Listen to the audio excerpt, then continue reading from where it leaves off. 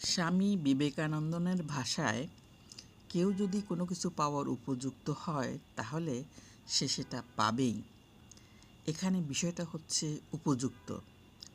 তাহলে মানুষ কখন উপযুক্ত হবে এটাই প্রশ্ন। নাম্বার ১, একটা মানুষ ভাত রান্না করতে জানে না, তাহলে কি সে ভাত সামনে পাওয়ার মতো উপযুক্ত হবে? এখানে জ্ঞানের বিষয়টা বোঝা হচ্ছে।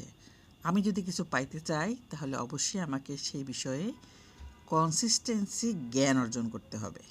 নাম্বার ২, আপনি অর্থ পাওয়ার উপযুক্ত হবেন কিভাবে? অবশ্যই আপনাকে অর্থের সোর্স জানতে হবে, অর্থ উপার্জনের কৌশল জানতে হবে এবং কনসিস্টেন্সি আপনাকে সেটা করে যেতে হবে। তাই তো আপনি অর্থ পাওয়ার উপযুক্ত হবেন।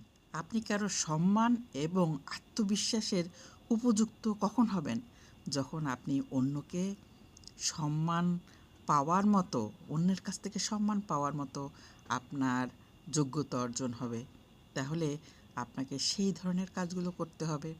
আপনাকে এমন কোনো বিশ্বাসের কাজ করতে হবে যে বিশ্বাসের কাজগুলো করলে আপনি অন্যের কাছে বিশ্বস্ত হয়ে উঠবেন এবং আপনাকে বিশ্বাসী হিসেবে ভাববেন।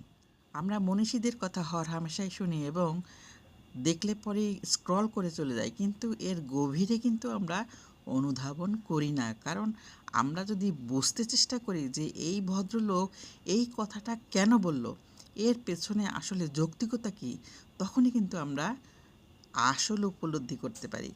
আশা রাখি আপনাদের বিষয়টি ভালো লাগবে এবং অন্যকে জানিয়ে দেবেন। জানিয়ে দেওয়ার সুযোগটা আপনাদের হাতেই আছে।